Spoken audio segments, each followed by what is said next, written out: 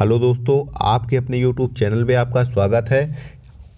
इस श्रृंखला में हम सामान्य जानकारी के प्रश्नों को देखेंगे, जो सीरीज हमारी लगातार प्रतिदिन शाम 5 बजे होती है, जिसमें हम उत्तर प्रदेश पुलिस, लेखपाल, बीडीओ, वन रक्षक, यूपी SSSC द्वारा आयोजित सभी परीक्षाओं का एक प्रैक्टिस प्रारूप देख रहे हैं। आप इस टेस्ट सीरीज से जुड़ के अपना मूल्यांकन अवश्य करें और हो सके तो कमेंट बॉक्स में अपना रिप्लाई उत्तर हमें जरूर दें। चलिए दोस्तों, आज का प्रश्न आरंभ करते हैं।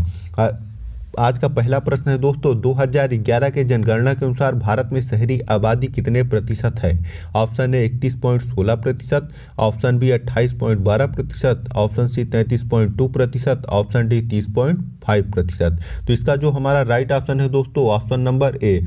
वर्तमान समय में भारत की जो शहरी आबादी है दोस्तों 31.16% है। कितने? 31.16%। अगला प्रश्न है हमारा दोस्तों, कौन सा अनुच्छेद मूल अधिकार का आधार स्तंभ है, क्योंकि यह उच्चतम न्यायालय को नागरिकों के मूल अधिकारों का प्रहरी बना देता है? तो ऑप्शन जो दिया है दोस्तों, अनुच्छेद 12, ऑप्शन बी अनुच्छेद 51, ऑप्शन सी अनुच्छेद 32, ऑप्शन डी अनुच्छेद 370। तो इसका जो राइट ऑप्शन होगा दोस्तों वह है अनुच्छेद 370। अनुच्छेद 32 क्या है? अनुच्छेद 32 क्यों? देखिए दोस्तों, अनुच्छेद 12 से लेके अनुच्छेद 35 तक मूल अधिकारों के बारे में दिया गया है। किसके बारे में? मूल अधिकारों के बारे में। और अनुच्छेद 32 ये बताता है दोस्तों कि आप मूल अधिकारों के हनन के होने पर डायरेक्ट सर्वोच्च न्यायालय जा सकते हैं, जिसमें आपको रिट जारी की जाती है। अब बात करें अनुच्छेद 12 की, तो अनुच्छेद 12 से मूल अधिकारों का आरंभ होता है। अनुच्छेद 51 की बात करें तो अनुच्छेद 51 में जो है दोस्तों, इसमें सभी राज्यों को विश्व शांति की बात की गई है, जो नीति निर्देशक तत्व के अंतर्गत आता है।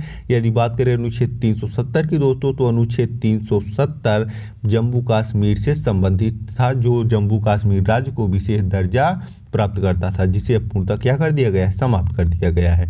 यदि हम बात करें दोस्तों अगले प्रश्न की, तो निम्नलिखित युग्मों से कौन सा युग्म सत्य नहीं है? इसमें बताना है कौन सा सत्य नहीं है। ऑप्शन ए पानीपत का तृतीय युद्ध, जो 1761 में मराठों एवं अहमद शाह अब्दाली के मध्य हुआ, ये क्या है? बिल्कुल सही है। क्या है दोस्तों? बिल्कुल सही है। ऑप्शन नंबर बी बिलग्राम का युद्ध 1540 में शेर शाह सूरी और हुमायूं के मध्य हुआ, ये भी सही है दोस्तों। इसमें बताना है कौन सा युग्म सत्य नहीं है। अगला ऑप्शन है दोस्तों, हल्दी घाटी का युद्ध 1576 में अकबर और महाराणा उदय सिंह के मध्य हुआ, ये क्या है दोस्तों? गलत है। तो यही हमारा ऑप्शन सही हो जाएगा। हल्दी घाटी का युद्ध जो हुआ अकबर और अहमद शाह महाराणा उदय सिंह के मध्य नहीं हुआ। हमारा अगला प्रश्न है दोस्तों, निम्नलिखित में से किसका कुतुब मीनार में योगदान नहीं था? Option A Qutbuddin Aibak, option B Iltutmish, option C Firoz Shah Tughlaq, option D Muhammad bin Tughlaq. तो इसका जो राइट ऑप्शन है दोस्तों वह है ऑप्शन नंबर डी। कौन सा? ऑप्शन नंबर डी क्या है? राइट ऑप्शन है। मोहम्मद बिन तुगलक का इसमें कोई योगदान नहीं था। बाकी कुतुबुद्दीन ऐबक, इल्तुतमिश, फिरोज शाह तुगलक, ये सभी क्या थे दोस्तों? कुतुब मीनार से संबंधित थे। आपको हम बताए तो कुतुब मीनार की जो नींव डाली थी वो कुतुबुद्दीन ऐबक ने डाली थी। उसका निर्माण इल्तुतमिश द्वारा कराया गया था, जबकि उसकी जो सबसे ऊपरी मंजिला जो बनाया गया दोस्तों वो फिरोज शाह तुगलक द्वारा बनाया गया था। यदि बात करें अगले प्रश्न की दोस्तों, तो टर्न वैली कहाँ पे है? Option A Canada, B USA, C Britain, D France. तो इसका जो राइट ऑप्शन है दोस्तों, और टर्न वैली कहाँ है? कनाडा में स्थित है। अगला हमारा प्रश्न है दोस्तों, सूर्य की ऊर्जा का स्रोत क्या है? ऑप्शन ए नाभिकीय विखंडन, ऑप्शन बी नाभिकीय संलयन, ऑप्शन सी ऑक्सीकरण, ऑप्शन डी अपचयन। तो इसका जो राइट ऑप्शन होगा दोस्तों वह है ऑप्शन नंबर बी, नाभिकीय संलयन। क्या है? नाभिकीय संलयन। यदि अगले प्रश्न को देखें तो किसी तारे का रंग दर्शाता है क्या? उसकी पृथ्वी से दूरी, उसका ताप, उसका आकार, उसकी सूर्य से दूरी। तो किसी तारे का जो रंग है दोस्तों वह उसके ताप को दर्शाता है। क्या दर्शाता है? उसके ताप को, कि उसका टेम्परेचर कितना है। यदि बात करें मानव मूल, इसमें देखिए मिस्टेक है, मानव मूत्र का पीला रंग किसके कारण होता है? तो option A urochrome, option B bile, option C cholesterol, option D रुधिर। तो इसका जो राइट ऑप्शन है दोस्तों वह है ऑप्शन नंबर ए। मानव मूत्र का जो होता है पीला रंग वो किसके कारण होता है? यूरोक्रोम के कारण होता है। यदि हम बात करें अगले प्रश्न की दोस्तों, तो गुरुत्वाकर्षण तरंगों के अस्तित्व पर शोध के लिए लीगो प्रयोगशाला कहाँ स्थापित की गई? या भारत की पहली और एशिया की तीसरी प्रयोगशाला है? ऐसे प्रश्नों को आप लोग जरूर देख के जाइए दोस्तों, जो भारत की पहली हो। देखिए इसमें पूछा है गुरुत्वाकर्षण तरंगों के अस्तित्व पर शोध के लिए लीगो प्रयोगशाला कहाँ स्थापित की गई है? या भारत की पहली और एशिया की तीसरी प्रयोगशाला है? Option A Kerala, B Tamil Nadu, C Maharashtra, D Manipur. D क्या है? मणिपुर। तो इसका जो राइट ऑप्शन है दोस्तों वह है कहाँ पे? महाराष्ट्र में। कहाँ पे? महाराष्ट्र में ये स्थापित की गई है। हमारा अगला प्रश्न है दोस्तों, मधुमक्खी पालन को कहते हैं, क्या कहते हैं? ऑप्शन ए जो दिया है sericulture, option B apiculture, option C pisciculture, option D tissue culture. तो इसका जो हमारा राइट ऑप्शन होगा दोस्तों वह क्या होगा? Option number B. मधुमक्खी पालन को क्या कहा जाता है? एपीकल्चर। देखिए साइंस संबंधी जो ऐसे फैक्ट वीडियो हैं दोस्तों उसको आप जरूर देखिए, क्योंकि उससे आपके इस तरीके के प्रश्न आसानी से सॉल्व हो जाएंगे। चलिए दोस्तों हम शुरू करते हैं अगला प्रश्न। भारत का दूसरा सबसे बड़ा रूफटॉप और ऊर्जा संयंत्र gas authority of India limited, जिसे गेल द्वारा किस स्थान पर स्थापित किया गया है? Option A Gandhinagar Gujarat, option B पाता Uttar Pradesh, option C Panna Madhya Pradesh, option D Nai Delhi. तो इसको जो स्थापित किया गया है दोस्तों नई दिल्ली में स्थापित किया गया है। कहाँ पे? नई दिल्ली में। हमारा अगला प्रश्न है दोस्तों, ओजोन परत के संरक्षण का अंतर्राष्ट्रीय दिवस कब मनाया जाता है? ऑप्शन ए 15 अगस्त, ऑप्शन बी 16 सितंबर, ऑप्शन सी 24 अक्टूबर, ऑप्शन डी 1 मई। तो इसका जो हमारा राइट ऑप्शन होगा दोस्तों वह है ऑप्शन नंबर बी। जो ओजोन परत संरक्षण दिवस मनाया जाता है दोस्तों अंतर्राष्ट्रीय दिवस, वह 16 सितंबर को मनाया जाता है। आपको बताएं दोस्तों ओजोन परत जो क्षरण है उसको जागरूकता फैलाने के लिए क्या किया जाता है? ओजोन परत को बचाने के लिए 16 सितंबर को प्रतिवर्ष अंतर्राष्ट्रीय ओजोन संरक्षण दिवस के रूप में मनाया जाता है। यदि बात करें दोस्तों अगले प्रश्न की, भारत सरकार ने नोट निकालने के लिए अनुपातिक कोष प्रणाली कब अपनाई? ऑप्शन ए जो दिया है 1920 में, ऑप्शन बी 1935 में, ऑप्शन सी 1951 में, ऑप्शन डी 1915 में। तो इसका जो हमारा राइट ऑप्शन है ऑप्शन नंबर ए। कब अपनाई? 1920 में। हमारा अगला प्रश्न है दोस्तों, पंचायती राज्य को संवैधानिक स्थिति प्रदान करने की संस्तुति निम्न में से किस कमेटी द्वारा प्रदान की गई थी?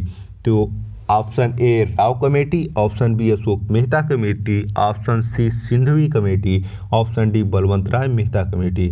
तो हमारा जो इसका राइट ऑप्शन है दोस्तों option number D, Balwant Rai Mehta committee के अनुशंसा पर ही क्या किया गया था? पंचायती राज को संवैधानिक स्थिति प्रदान की गई थी या प्रदान करने की संस्तुति की गई थी दोस्तों। यदि बात करें अगले प्रश्न की दोस्तों, निम्न में से कौन सा रोग प्रोटोजोआ द्वारा होता है? Option A malaria, B cholera, C AIDS, जी डी जो दिया है ज्वाइंट दिया है। तो इसका जो राइट ऑप्शन होगा दोस्तों वह कौन सा होगा? Option number A malaria. यदि आप इसको न पता हो दोस्तों रोग और उसके कारक, तो इसके लिए हम एक अलग से वीडियो बना रहे हैं, उसको आप जरूर देखिएगा।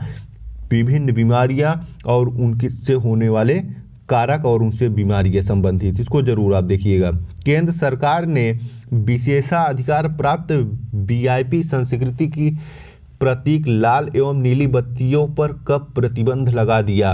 ऑप्शन ए 10 मई 2017 को, ऑप्शन बी 25 अप्रैल 2017 को, ऑप्शन सी जो दिया है दोस्तों 17 मई 2017 को, ऑप्शन डी 1 मई 2017 को। तो इसका जो राइट ऑप्शन है दोस्तों वह है ऑप्शन नंबर सी 17 मई 2017 नहीं बल्कि दोस्तों ये 1 मई 2017 को क्या कर दिया गया? इस पे प्रतिबंध लगा दिया गया था। 1 मई 2017 को लाल और नीली बत्तियों पर क्या किया गया? प्रतिबंध लगा दिया। यदि बात करें दोस्तों अगले प्रश्न की, तो सैलवास वन कहाँ मिलते हैं? तो जो सैलवास वन मिलते हैं दोस्तों वह मिलते हैं। ऑप्शन ए भूमध्य सागरी, ऑप्शन बी मानसूनी प्रदेश, ऑप्शन सी विस्वती प्रदेश, ऑप्शन डी टैगा प्रदेश। तो इसका जो हमारा राइट ऑप्शन है दोस्तों वह है ऑप्शन नंबर सी। कहाँ पे? विस्वती प्रदेश में। देखिए जो विस्वती क्षेत्र होता है, जो विस्वती क्षेत्र होता है दोस्तों 0° पे, इसके क्या उत्तरी और दक्षिणी ओर 10° पे जो क्षेत्र इसके मिडिल वाला होता है यही विस्वती क्षेत्र होता है। और इसी क्षेत्र में पाए जाने वाले वन को क्या कहते हैं दोस्तों? विस्वती प्रदेश कहते हैं। यदि हम बात करें दोस्तों अगले प्रश्न की, तो प्रधानमंत्री मुद्रा योजना क्या है? ऑप्शन ए लघु उद्यमियों को औपचारिक वित्तीय प्रणाली में लाना, ऑप्शन बी निर्धन कृषकों को विशेष फसलों की कृषि के लिए ऋण उपलब्ध कराना, ऑप्शन सी वृद्ध एवं निसहाय लोगों को पेंशन देना, ऑप्शन डी कौशल विकास एवं रोजगार सृजन में लगे स्वयंसेवी संगठनों को निधि प्रदान करना। तो इसका जो राइट ऑप्शन है दोस्तों वह है option number A.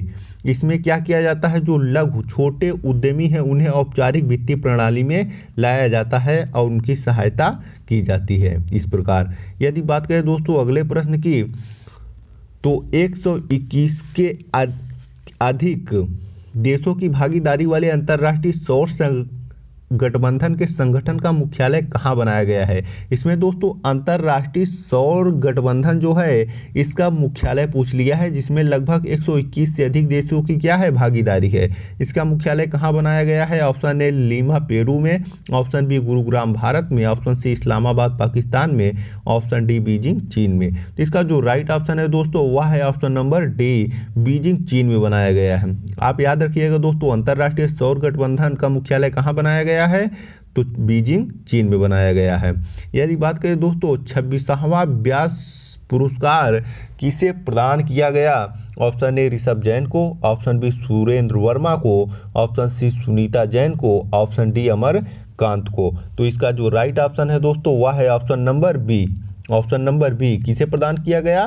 Surendra Verma को दिया गया। 26वां व्यास सम्मान किसे दिया गया? सुरेंद्र वर्मा को दिया गया। यदि आप सम्मान से संबंधित देखिए जितने भी पुरस्कार हैं उनसे संबंधित प्रश्न जरूर पूछे जा रहे हैं दोस्तों विभिन्न परीक्षाओं में, इसलिए आप 2020 और 21 से संबंधित सभी क्या करिए इन प्रश्नों को एक बार जरूर देखिए, प्लेलिस्ट में जाके ऐसे प्रश्नों को कंठस्थ जरूर कर ले दोस्तों। अगले प्रश्न को हम देखते हैं दोस्तों, कुंभ मेले को संयुक्त राष्ट्र शैक्षणिक वैज्ञानिक तथा सांस्कृतिक संगठन ने किस श्रेणी में शामिल करने की घोषणा की है दोस्तों? ऑप्शन ए अमूर्त सांस्कृतिक धरोहर, ऑप्शन बी मूर्त सांस्कृतिक धरोहर, ऑप्शन सी वैश्विक आश्चर्य, ऑप्शन डी उपयुक्त में से कोई नहीं। तो ये जो है दोस्तों यूनेस्को ने जो कुंभ मेले को शामिल करने की बात की है दोस्तों वह अमूर्त सांस्कृतिक धरोहर के रूप में शामिल करने की बात की है। किसने? अमूर्त, जो दिखाई तो नहीं पड़ता लेकिन क्या है? सांस्कृतिक धरोहर है। क्या है? सांस्कृतिक धरोहर है, जिसमें प्रयागराज को शामिल किया गया है। यदि हम बात करें दोस्तों अगले प्रश्न की, तो देश में प्रारंभ किया गया लॉजिस्टिक सूचकांक में किस राज्य को लॉजिस्टिक कार्यकुशलता में पहले स्थान पर रखा गया है? तो इसका जो राइट ऑप्शन है दोस्तों इसको हम देखते हैं। Option A Madhya Pradesh, option B Rajasthan, option A Madhya Pradesh, option B Rajasthan, option C Tamil Nadu, option D Gujarat. तो इसका जो राइट ऑप्शन है दोस्तों वह कौन सा है? इसमें गुजरात है। कौन सा है? गुजरात है। अगले प्रश्न की ओर बढ़े दोस्तों तो हम देखें अपना प्रश्न, उत्तर प्रदेश में नॉलेज पार्क की स्थापना की गई है। कहाँ पे की गई है दोस्तों? Option A Lucknow, option B Varanasi, option C Noida, option D greater Noida. तो नॉलेज पार्क की जो स्थापना की गई है दोस्तों वह कहाँ की गई है? ग्रेटर नोएडा में की गई है। यदि बात करें हम अगले प्रश्न की दोस्तों, तो फोटोग्राफी में निम्न में से कौन सा रासायनिक यौगिक प्रयोग किया जाता है? Option A aluminium hydroxide, option B silver bromide, option C potassium nitrate, option D sodium chloride. तो इसका जो हमारा राइट ऑप्शन है दोस्तों वह है option number B, silver bromide का प्रयोग किस में किया जाता है? फोटोग्राफी में किया जाता है। हमारा अगला प्रश्न है दोस्तों, भारतीय हीरा संस्थान अवस्थित है। कहाँ पे अवस्थित है?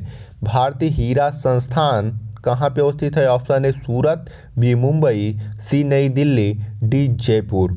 डी क्या है, जयपुर है। तो इसका जो राइट ऑप्शन है दोस्तों वह है ऑप्शन नंबर ए।